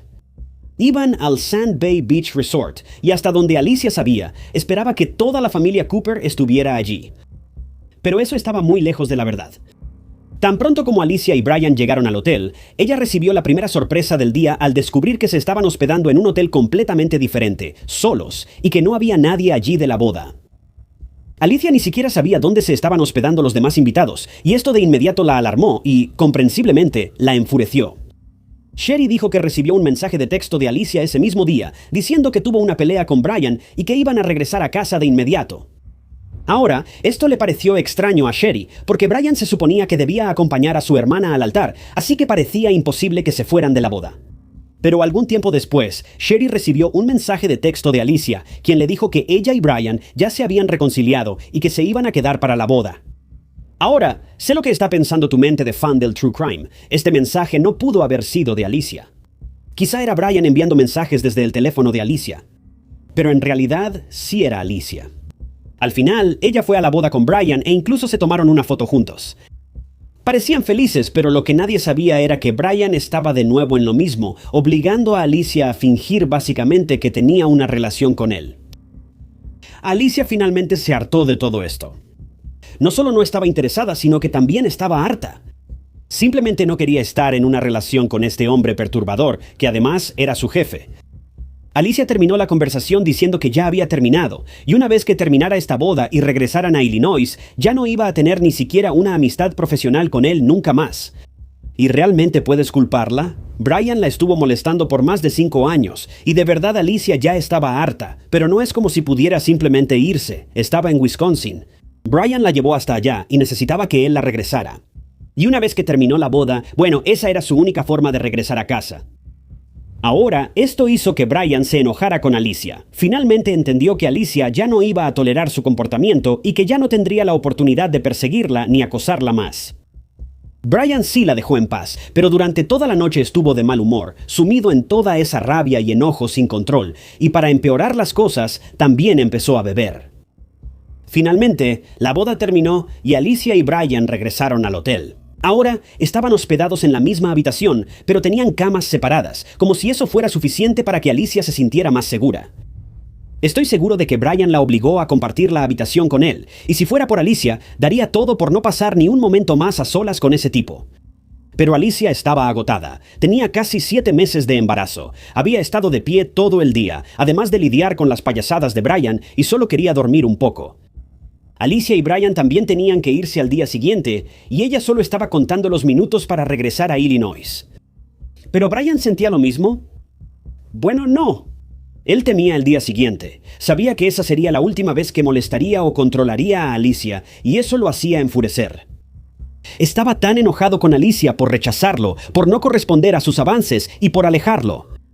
Y tristemente, esto llevaría a un final aterrador. Brian se sentó en el sofá, con una bebida en la mano, y observó a Alicia dormir durante casi 2 horas. Como último recurso, despertó a Alicia y la invitó a salir por última vez. Cuando Alicia dijo que no, fue cuando Brian ya no pudo controlar su ira creciente. No fue lo último que Alicia dijo antes de su trágico e inevitable final. Brian cedió solo un segundo antes de lanzarse sobre Alicia. Ella se despertó obviamente sobresaltada, pero Brian no se detuvo. Estaba listo para acabar con la vida de Alicia con sus propias manos. Alicia luchó por respirar e incluso suplicó por la vida de su bebé, pero fue inútil, y trágicamente Brian logró acabar con su vida. No solo mató al objeto de su obsesión incurable, sino que también mató al inocente bebé no nacido en el vientre de Alicia, lo cual es simplemente horrible y despiadado. Ni siquiera puedo imaginar lo que Alicia debió haber sentido en esos momentos finales. Ella estaba a punto de irse a casa en solo un par de horas, pero tanto ella como la bebé Ava estaban siendo atacadas sin piedad por un hombre que simplemente no podía aceptar un no como respuesta. Si asesinar a Alicia no fuera lo suficientemente atroz, Brian luego se aprovechó de una Alicia ya fallecida e incluso tomó fotos de su cuerpo sin vida, lo cual es simplemente perturbador y repugnante. Pensar que Alicia fue humillada de esa manera después de muerta es simplemente desgarrador e increíble. Pero después del acto horrible contra Alicia, Brian se quedó dormido en la bañera. A la mañana siguiente, Brian contempló optar por la salida cobarde para evadir la ley e intentó quitarse la vida ahogándose, pero no tuvo éxito. Y finalmente, fue entonces cuando decidió reportar el incidente a la policía. Para hacerlo, caminó hasta una gasolinera cercana, todavía empapado después de salir de la bañera, y todos lo miraban incrédulos. Le pidió al cajero que le permitiera hacer una llamada al 911 para reportar un asesinato. Y cuando la operadora le preguntó quién había cometido el asesinato, Brian respondió con calma: «Fui yo lo hice». La policía llegó a la tienda de conveniencia en cuestión de minutos, arrestó a Brian en el lugar y lo llevó a la estación de policía. Allí, durante una entrevista, Brian confesó todo. Pero él dijo que él y Alicia tenían una relación, y que él quería un compromiso exclusivo, pero Alicia no. Incluso llegó a decir que él se contuvo porque Alicia estaba embarazada de otro hombre, lo cual es una mentira total.